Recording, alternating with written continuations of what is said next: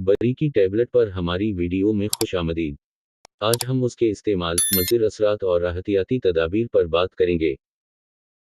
अगर आप बरीकी टैबलेट लेने पर गौर कर रहे हैं या उसके बारे में मज़ीद जानना चाहते हैं तो ये वीडियो आपके लिए है।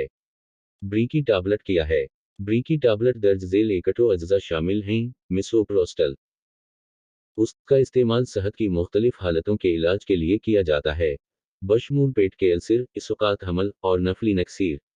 बरीकी टैबलेट के इस्तेमाल दीगर अद्वियात के साथ मिलकर तभी इसकात हमल NSAIDs लेने वाले लोगों में पेट के अल्सर को रोकना। नफली नक्सीर का इंतज़ाम लेबर या तभी तरीक़ाकार से पहले गरेवा का पकना।